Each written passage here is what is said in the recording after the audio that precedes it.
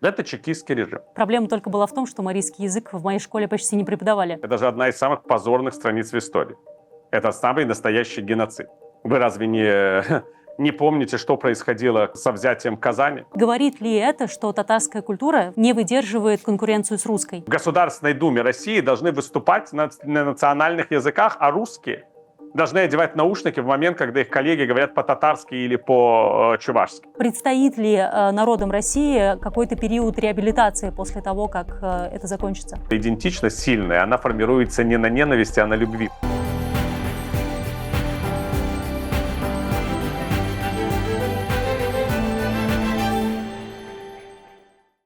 Это «Наизнанку», проект «Региональной России». Меня зовут Регина Хисамова. Здравствуйте. Спор об имперском подходе России к Украине стал главной темой дебатов между российской журналисткой Юлией Латыниной и украинским журналистом Виталием Портниковым.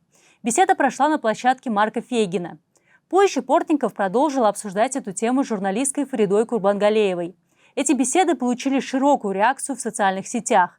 Портников, оппонируя Латыниной, отметил, что украинцы, как народ, не были партнером в рамках Российской империи, а служившие интересам империи этнические украинцы делали это, отказываясь от своей украинской идентичности. А как обстоят дела с представителями народов Поволжья? Ожидать ли колониального реванша и что будет с народами России после войны? Об этом и не только мы сегодня поговорим с Виталием Портниковым. Виталий, добрый день. Здравствуйте. Недавно у вас были дебаты с Юлией Латыниной. В целом вы говорили о том, как жили украинцы в Российской империи. Вы считаете, что не было никаких партнерских отношений между Украиной и империей. На ваш взгляд, это справедливо исключительно к украинцам или можно украинцев заменить любым другим народом империи, и от этого ничего не поменяется? Я думаю, можно заменить украинцев любым другим народом империи, с той только разницей, что украинцам и белорусам в составе Российской империи вообще отказывали в праве на национальную идентичность. Их называли русскими и говорили, что они части триединого народа. Другим народам хотя бы разрешали существовать, но существовать также в крайне стесненных, я бы сказал, условиях. Вот недавно мы беседовали с коллегами из радио «Вера» Ванкувер, и один из них сказал, что Александр Дугин во время выступления в их эфире много лет назад примерно то же самое сказал о русских, что я об украинцах. Когда я сказал, что украинцы — это прежде всего идентичность по выбору, то и Дугин сказал, что русские — это идентичность по выбору. Ты можешь сам стать русским, если хочешь. Но тут же вопрос не выбора, а принуждения в случае с русскими.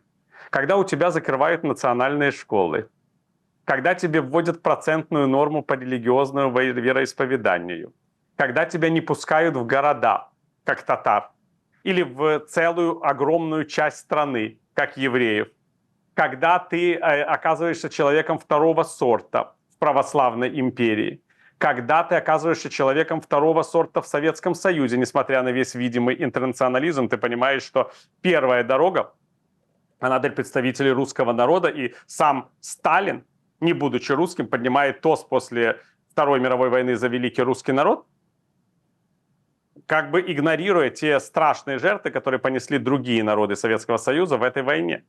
То, естественно, кем ты хочешь стать, на каком языке ты хочешь говорить, как у тебя формируется этот комплекс неполноценности.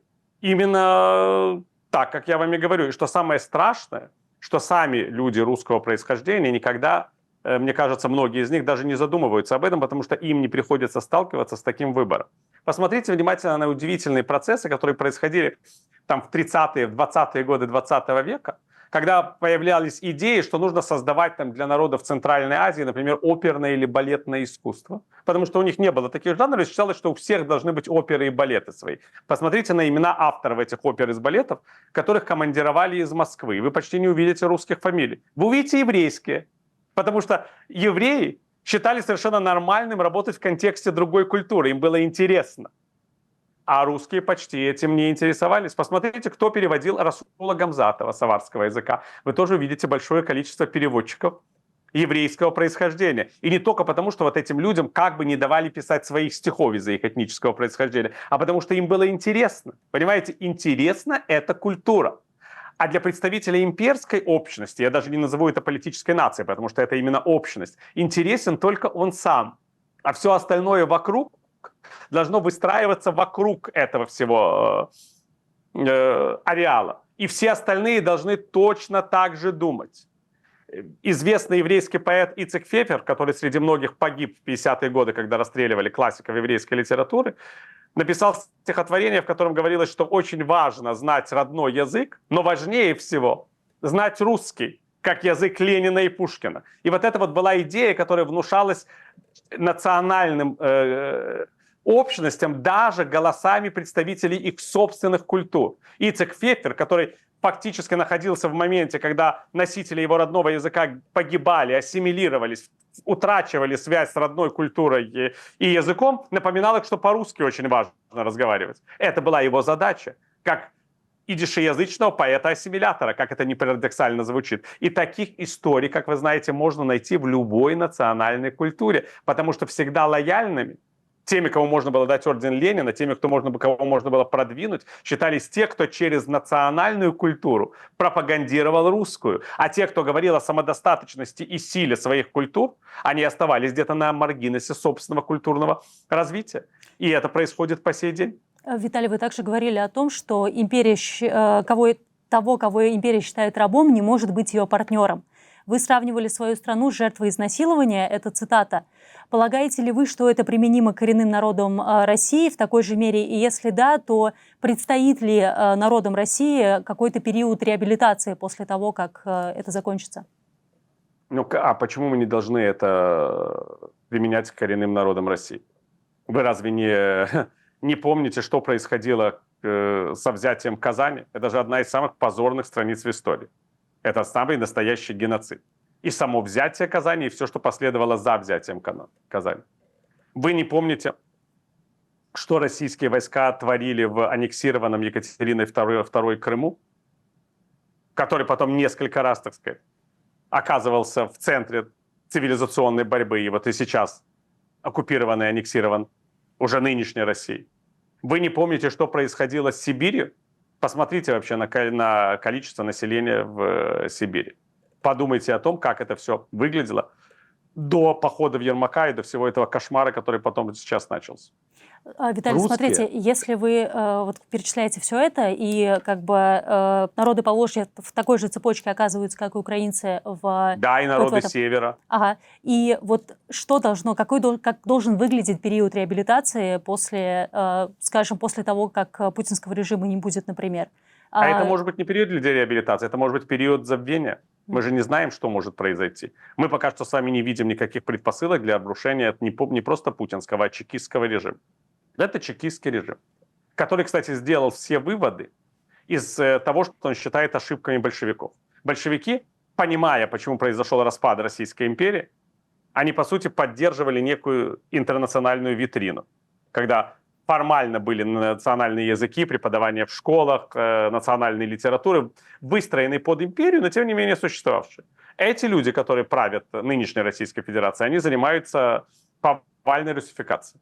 Народы в России, как вы видите, когда они что-то оккупируют и куда-то приходят, они тоже занимаются там именно русификацией. Русификацией населения.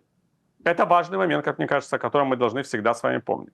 И в этой связи, когда мы говорим о периоде реабилитации, можем говорить о трех возможностях. Первое – это то, что большая часть народа в России в ближайшие десятилетия окончательно утратит свои национальные языки, культуры и вообще свою цивилизационную особенность утратит. Это вполне реальный исход событий, потому что сейчас осталось только несколько республик, где подавляющее большинство людей все еще говорит на родных языках. Да, это Тува, это Чечня, это Ингушетия, это Дагестан, но даже Татарстан – это уже республика, в которой только половина населения говорит на родном языке. И эти процессы идут не в положительную сторону, к сожалению, в большей части национальных регионов России. Так что может наступить либо цивилизационное поражение ввиду сознательной политики русификации, потому что, еще раз говорю, в отличие от большевиков, эти люди заняты русификацией. Они отменили обязательное преподавание языков народа в России, они внушают шовинистические иллюзии своим соотечественникам, они делают все возможное, чтобы эти иллюзии были в преобладающем виде в обществе. Другой путь – это путь распада государства, когда каким-то народам удастся отделиться от российского государства и создать собственное национальное государство, но не каждому народу России это под силу, ввиду, опять-таки, демографической ситуации, географической ситуации, политической. Поэтому это тоже очень сложная проблема. И третье, то, что я бы видел реалистичным, но считаю политической фантастикой, это создание настоящей федеративной государственности.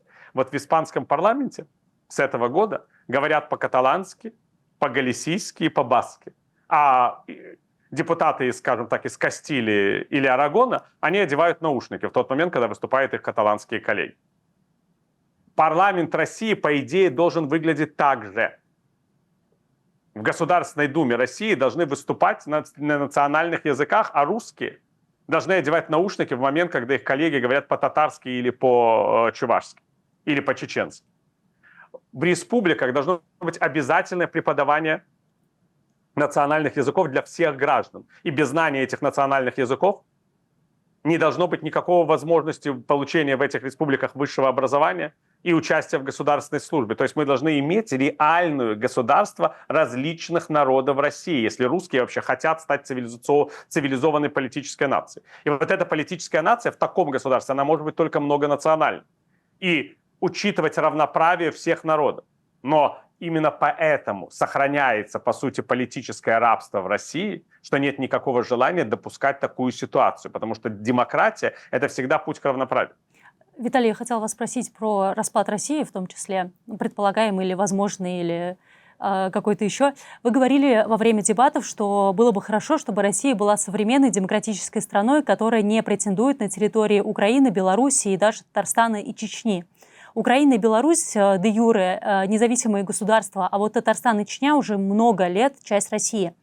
Большое количество населения России, часть экспертов и политиков убеждены, что развал России даже в случае ее поражения в войне с Украиной просто невозможен. Вы, кстати, тоже скептически относитесь к возможности развала. Думаете, сепаратистские активисты, скажем, народов Поволжья и Кавказа, они утописты? Или почему они вот сейчас, во время войны, начали активно говорить о том, что распад России возможен? Я хотел бы вам напомнить, что в Российской империи, в Советском Союзе русские как этнос составляли не большинство. А в современной Российской Федерации они составляют подавляющее большинство населения. Именно поэтому я считаю, что распад России – это достаточно дискуссионная вещь. Потому что когда ты составляешь большинство в собственной стране, ты так или иначе можешь определять повестку дня. И опять-таки мы видели коалицию народов бывшего Советского Союза за суверенитет их республик. И эта коалиция победила, потому что сама Российская Федерация не была способна ей эффективно противостоять. Что касается нынешней Российской Федерации, то даже если мы представим себе коалицию народов России, она будет представлять 25-30% населения. И опять-таки, даже в случае некого отделения от Российской Федерации, это отнюдь не приведет к такому тотальному распаду. Это может привести к некому отделению частей территории, где народы, тот или иной народ может доказать свое право на суверенитет. Но опять-таки это возможно только в демократическом государстве, которое готово разговаривать об этом, проводить референдумы, а не ковровые бомбардировки. И, кстати говоря, вы знаете, во время, по-моему, между Первой и Второй Чеченской войнами я предлагал принять федеральный закон о исключении субъекта из Российской Федерации. И считал, что если на территории всей Российской Федерации, на территории Чеченской Республики будут проведены референдумы, которые позволят Федеральному собранию Российской Федерации принять решение об изменении Конституции и исключить Чеченскую Республику из состава субъектов Российской Федерации, то это будет отражать волю как всего населения России, так и народа Чеченской Республики. Я считал, что это нормальный правовой путь. Но, как вы понимаете, меня не поддержал никто. Даже российские либералы считали, что это самая настоящая катастрофа. А я считаю, что народ, который угнетает другие народы и не способен вообще понять их право на самостоятельное существование, всегда будет рабом. Поэтому, еще раз говорю, в большей степени, чем распад России, я мог бы представить себе договорные отношения в составе самой России. Я хотел бы опять-таки напомнить, вы вспомнили о Татарстане. Республика Татарстан подписала договор с Российской Федерацией. Не Казань, а Москва растоптала этот договор. Республика Татарстан никогда не присоединялась к федеративному договору, но этот федеративный договор подписали все республики Российской Федерации, за исключением Чеченской Республики. Не эти республики, а Москва растоптала этот договор. Еще раз стало ясно, что договариваться о чем-то с Москвой – это себя не уважать. Виталий, хотела бы уточнить, вы говорите, что преобладающая национальность в России сейчас это русские, поэтому это одна из причин, по вашему мнению, почему Почему власть в Москве может предпринимать репрессивные меры по отношению к любым движениям, направленным на отделение региона? Да, но я думаю, как вы знаете, в Татарстане в начале 90-х был референдум, согласно которому татарстанцы, не только татары, но и русские и другие национальности, проживающие на территории республики, проголосовали за фактическое отделение. Да, я совершенно с этим согласен. Я просто имею в виду, что российская власть будет выступать не от имени русских Татарстана, а от имени русских самой Российской Федерации, что она может применять силовые действия от имени русских всей Российской Федерации. Я понимаю, но, во-первых, мы не можем допускать или не допускать вопрос о том, захотят, возможно ли русские, например, регионы какие-то отделиться. Мы этого тоже не знаем. Это раз. Во-вторых, не очень понятно, вы очень часто в своих интервью говорите о том, что вы, например, этнический еврей, но считаете себя украинцем, а могут быть этнические русские, которые считают себя, например, татарстанцами или жителями Республики Мариэл. Конечно, могут быть этнические русские, которые будут считать себя татарстанцами. Но, опять-таки, мы имеем дело с борьбой двух политических ментальностей, имперской и национальной. И Кремль в этом смысле на стороне имперской ментальности активно насаждает ее в Татарстане тоже. И, кстати, именно Кремль в 1991 году сделал выбор в пользу Ментимера Шаймеева и его команды, которые поддержали ГКЧП, а не в пользу Народного фронта Татарстана, лидеры и активисты которого активно поддержали Бориса Ельцина. То есть эта болезнь, она застарелая. Это так было изначально. И опять-таки, когда оказывалось, что Кремль готов поддержать национальное движение на первом этапе, а не республиканское руководство, как это было в Чечне, когда был поддержан общенациональный конгресс чеченского народа, а не Докузовкаев, то это потом привело для Кремля к очень опасным последствиям. Они этот урок тоже усвоили, понимаете? Они повели себя в Казани и в Грозном по-разному, потом договорились с Шаймиевым, но воевали с Дудаевым. Это тоже момент, о котором нужно всегда помнить. Вы не ответили на вопрос. Возможно ли татарстанское политическое сознание? Нет. Да, если не будет, не совсем да, так. если не будет противодействия со стороны Москвы. Возможно ли, можем ли мы представить, что... Извините. Да, если Москва ослабнет настолько, что она не сможет быть, если хотите, той силой, которая будет активно насаждать имперское политическое сознание в самом Татарстане, не только среди русских, но и среди самих татар, как это тоже происходит. Про Татарстан мы еще поговорим. Я хотела вас уточнить, я задала вопрос, могут ли регионы с преобладающим русским населением, представим, не знаю, какие-то регионы Сибири, например, захотеть отделиться от России в случае каких-то процессов, которые начнутся? Россия москвоцентричная страна. Поэтому мы можем, конечно, представлять какое-то стремление регионов к большей автономии, но я вообще не очень представляю себе, что современный русский человек представляет свою государственность не вне России, а вне Москвы. И это тоже нужно понимать. В этом смысле и отличается, может быть, татарстанское или дагестанское политическое сознание от русского, что оно не обязательно сосредоточено на Москве, оно может быть сосредоточено на Казани и на Махачкале, как некоем месте, где решается национальная проблема. А для русского, на самом деле, в любом случае Москва остается тем центром, который желанен для его самореализации. Вы это прекрасно знаете. Поэтому можно говорить о неких формах протеста, но вряд ли можно говорить о формах отделения, собственно, русских регионов от Российской Федерации, честно говоря. И, кстати говоря, это та же проблема, которая поджидает и многие другие народы России, не только русских. Вот мы говорили с вами о Татарстане, и может возникнуть вопрос, заслуживает ли народ Татарстана, чтобы иметь свое собственное государство? Да, конечно. Но что будет с огромным количеством татар, которые расселены далеко за пределами этого государства и составляют большинство татарской нации как таковой? Как будет существовать государство, в котором диаспора огромная, большая, чем сам этот народ, будет жить в границах того государства, которое этот народ покинет? Это же тоже всегда большой вопрос, понимаете? Ну, украинцы тоже есть пример, например, отделялись. с Арменией. Там похожая ситуация. Да, похожая ситуация, только большинство армян живет не в России, а в Соединенных Штатах Америки. Это и на Ближнем Востоке, это не одно и то же. Армяне не отделялись от Калифорнии и не отделялись от Ливана. Нет, понятно, я о том, что большинство армян живут не в Армении, я об этом. Да, но это не одно и то же. Большинство армян вне Армении, это не все равно, что не в России. Я об этом и говорю. Что большое количество татар, которые живут на территории самой Российской Федерации, вне самого Татарстана, как ни странно, могут быть не поклонниками, не сторонниками независимости Татарстана. Это тоже может влиять на политические процессы. Так, кстати, как мы убеждаемся сейчас с украинцами в России.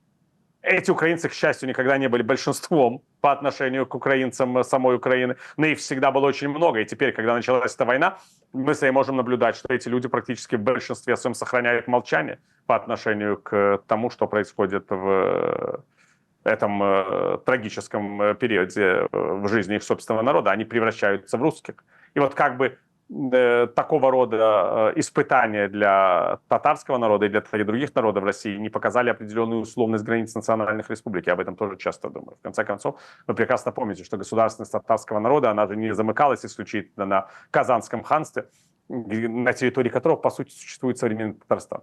Астраханское ханство было не меньше, так сказать, цивилизационным центром татарского народа, и что от него осталось, кроме определенного количества татарского населения в границах Астраханской области. Вы иногда заявляете, что вы один из первых, кто начал из журналистов, которые работали в Москве, писать о проблемах национальных республик. А как вы думаете, почему так вышло, что части общества, особенно столичного общества в России, не интересны проблемы регионов? Потому что они замкнуты в Москве. Я еще раз говорю, это москвоцентричная цивилизация. И эта цивилизация вообще других народов в упор не видит. Я ведь занимался российскими республиками еще и потому, что я активно писал о политических процессах в союзных республиках. И мне стало действительно интересно, как происходят политические процессы в республиках самой России, что происходит с ее народом, какие у них политические интенции. И опять-таки я работал в различных сферах, но тот отдел, с которым я сотрудничал в независимой газете, где я стал писать об этом, я боюсь, что даже не одним из первых, а чуть ли не первым, и не последним, к счастью, вот, он занимался союзными республиками. А у нас, как вы понимаете, был отдел, где мои коллеги занимались внутренней политикой России. Так вот, как ни странно, в орбиту их внутренней политики вообще эти республики России не входили. Они писали в основном о Горбачеве и Ельцине, о московской политике, в крайнем случае о каких-то областях Центральной России. Но народы России, такое впечатление, выглядели для них как жители каких-то других иностранных государств. И меня это тогда уже поражало. Вы также говорите о том, что украинцам удалось сформировать свою национальную идентичность. Не могли бы вы коротко рассказать, как у украинцев это получилось и насколько война и военная агрессия России повлияла на это? Я говорил о политической и гражданской идентичности. У украинцев национальная идентичность была всегда. Я думаю, со времен князей Владимира и Ярослава была идентичность. И было слово «Украина», которое упоминается в летописях еще 1000 лет назад. А вот политическая и гражданская идентичность – это нечто совершенно другое. Это больше, это о чем вы говорите, когда говорите, что многие русские Татарстаны могут ощущать себя татарстанцами. А может быть, татарами, кстати говоря. Это же тоже возможно в будущем. Так вот, по большому счету, украинская политическая и гражданская идентичность была сформирована только в 21 веке, когда украинцам удалось выйти за рамки этнического проекта, в котором они спасались от поглощения и растворения в Российской империи и Советском Союзе. Это Майдан 2004 года, это нападение России на Украину 2014 года, и это большая война, которая началась в 2022 году. Это во многом то, что кует украинскую политическую и гражданскую нацию, что позволяет многим гражданам другого этнического происхождения ощущать себя частью этого украинского политического пейзажа, если хотите, и гражданского общества. Но я постоянно говорю, в том числе и самим украинцам этническим, говорю, что идентичность сильная, она формируется не на ненависти, а на любви, понимаете? Не на том, что вы начинаете говорить по-украински в знак протеста против российской агрессии, а на том, что вы начинаете говорить по-украински и интересоваться украинским, потому что вам интересно, понимаете? У меня никогда не было вот этого вот, условно говоря, желания учить идиш, потому что я против того, что советская власть не дает мне возможности быть евреем. Или говорить по-украински, потому что я вижу русификаторские проблемы в Украине. Я все это видел, но мне было просто интересна еврейская культура или интересна украинская культура. Мне доставляет удовольствие говорить на украинском языке. Это позитивная идентичность. И я хочу, чтобы именно такой идентичностью была идентичность моих соотечественников в рамках этого политического и гражданского проекта, который мы вот сейчас строим на фоне беспощадной российской агрессии. В этом контексте довольно интересно. Получается, что народы России в какой-то мере сами виноваты в том, что случилось, и они не заинтересованы и не развивают внутри своего сообщества желание и интерес к собственной культуре, или в чем проблема? Есть ли вообще проблема и какая-то вина самих народов? Ну, понимаете, говорить, сам народ виноват, когда этот народ составляет меньшинство, это по меньшей мере нечестно. Большинство населения в Российской Федерации русские. Они налогоплательщики. Они вообще решают, на какие нужды будет их государство тратить деньги. Если они равнодушны к другим народам, которые составляют меньшинство, если они навязывают этим народам свое представление о политике и цивилизации, то отвечают они, а не эти народы. Потому что нормальное государство, оно бы должно было бы тратить деньги на развитие культуры народов, составляющих меньшинство. Я вам приведу пример. Вот совсем недавно в Швейцарии был референдум, на который был вынесен вопрос о сокращении финансирования государственного телевещания на языках, собственно, народов Швейцарии. Потому что его инициаторы говорили: простите, пожалуйста, а зачем нам нужно тратить деньги налогоплательщиков, когда у нас огромное количество частных, больших, успешных телевизионных и радиокомпаний на немецком, французском и итальянском языках. Референдум провалился. А знаете, что говорили люди, которые голосовали против?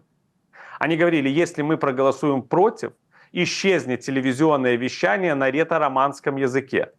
А ретро-романцев, носители этого языка, всего 2-3% в нашей стране. Они сами не смогут частным образом профинансировать свое телевизионное вещание, свои газеты, свое радио, понимаете? Свои школы, которые, опять-таки, понятно, нету медиа, нету языка. И вот я приезжаю в кантон Граубюнден, захожу в ресторан, открываю меню и вижу, что все это меню написано на ретро-романском языке. Я иду по улице, там собрались люди на какую-то встречу там городскую местного самоуправления, они все говорят на ретро-романском языке. А как вы думаете, почему? А потому что их соотечественники, которые говорят по-немецки или по-французски, думают о них. Эти соотечественники не должны были бы хотеть платить деньги дополнительные и из без того огромных швейцарских налогов для того, чтобы существовало независимое, то есть государственное телевидение и радио. Но они хотят помочь ретро-романцам сохраниться. А теперь посмотрите на русских. Они хотят помочь сохраниться вот татарами, смотрите, башкирам, мы якутами, находимся в чувашам. такой сейчас ситуации, что российские власти, московские власти не помогают в этом национальным республикам. Хорошо, вы часто говорите об украинцах и Украине как о положительном примере того, как люди обрели свою политическую, национальную идентичность.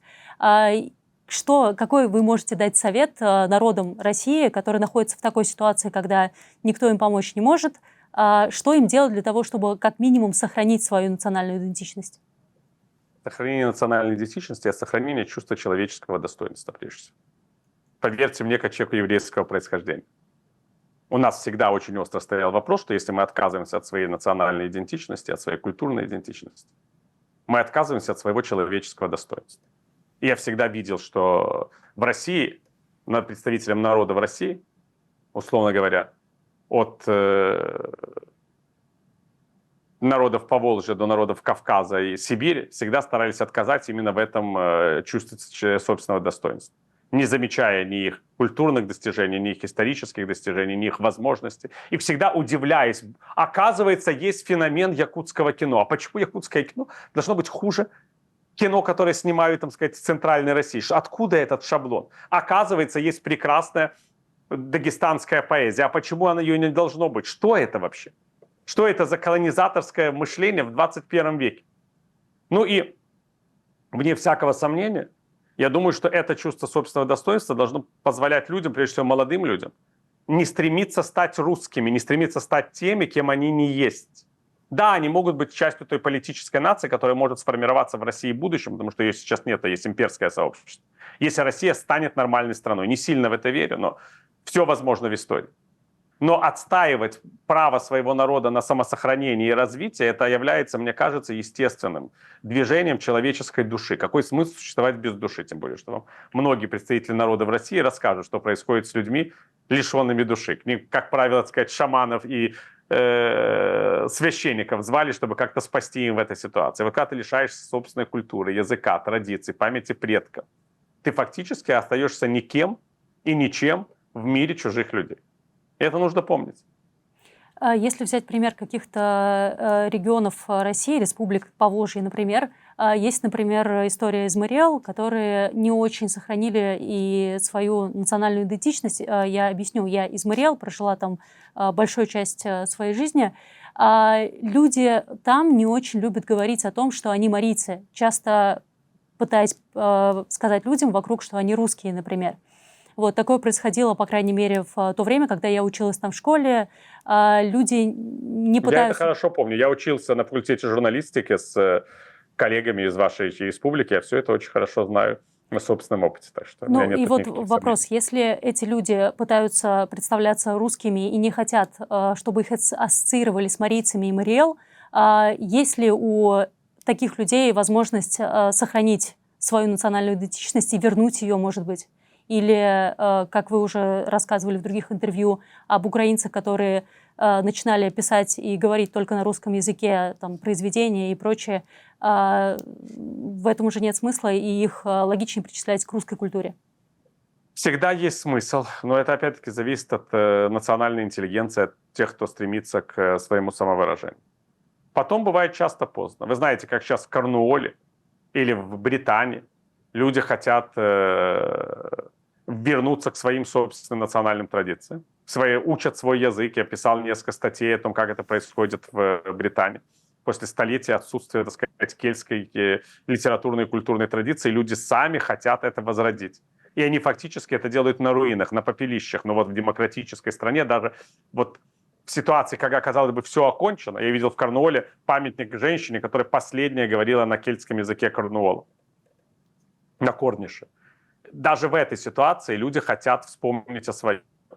А когда есть еще носители языка, то лучше это, так сказать, сохранить, пока еще есть некая традиция, за которую можно ухватиться за такую, как за какую-то ниточку и не дать ей оборваться. Но это опять-таки зависит от тех, кто готов этим заниматься, даже вопреки той государственной линии, которая существует в России, которая не дает возможности всюду этому всему развиваться. Вы знаете, когда я читал последний раз сборник марийской поэтессы? Когда я был в Таллине и купил там несколько книг, которые были изданы за счет правительства Эстонской Республики, книг представителей, так сказать, литературы народа в России. Потому что Эстония сама финансирует такого рода издания, а Россия нет.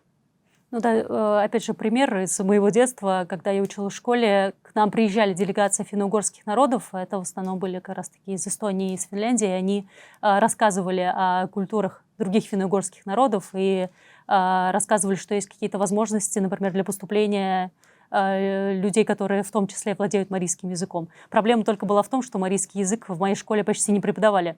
Хотя это второе по величине город. Да, это еще вопрос образовательной системы. Вы говорите, кто виноват? А кто виноват, если государство отменяет изучение языка? А кто виноват, кстати, если другие государства при этом не очень этим интересуются? Вот вы, может, знаете, что у нас в Украине есть конфликт с Венгрией относительно прав венгерского национального меньшинства. Только вот венгры Украины, которые живут в Закарпатье, они все владеют венгерским языком. И у них есть школы, в которых, пока вообще это естественный процесс, в которых все преподавание ведется по-венгерски. Конфликт в том, что мы там спорим, с Венгрией, какое количество предметов должно преподаваться на украинском языке, с какого класса. Но вопрос о том, что должен преподаваться венгерский, он даже не стоит. Конечно, должен. Просто мы хотели бы, чтобы основное образование велось в старшей школе на украинском языке, чтобы молодежь венгерского происхождения знала украинский. И у нас на этот счет конфликт. Хотя если вы приедете в венгерское село в Закарпатье, вы там услышите, как люди вообще по-венгерски разговаривают, они другого языка часто не знают. А теперь посмотрим на Ханты и Манси, на два угорских народа, которые практически знали где-то в начале 2000-х годов свой родной язык на уровне 30%, а сейчас знают на уровне 5-6%.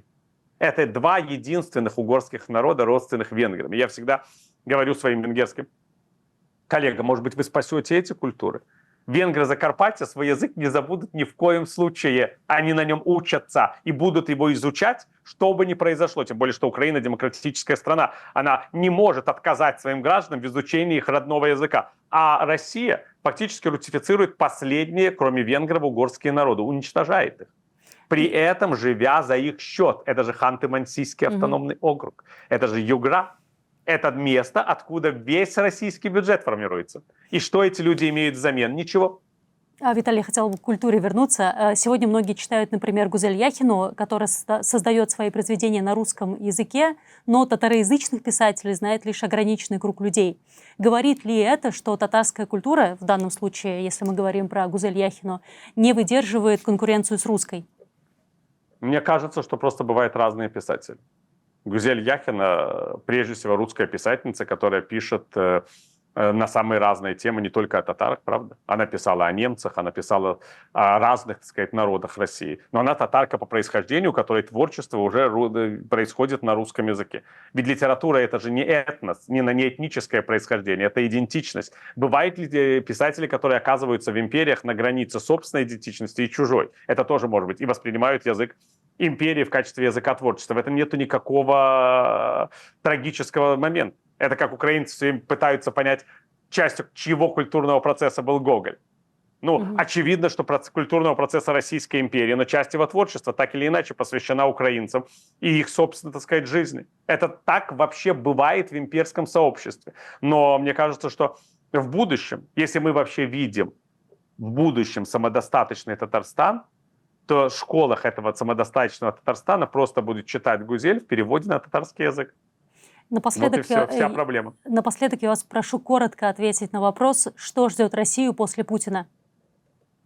После Путина Россию ждет режим его преемника из Федеральной службы безопасности Российской Федерации. После Путина будет Путин. Но если сам чекистский режим рухнет, то тут уже могут быть самые разные развилки цивилизации, о которых мы сейчас можем даже не подозревать. Виталий, большое спасибо за эту беседу. Спасибо. Сегодня мы беседовали с украинским журналистом Виталием Портниковым. Это «Наизнанку» – проект «Региональная Россия». Читайте наши материалы на сайте idelreal.org и в наших соцсетях. До встречи!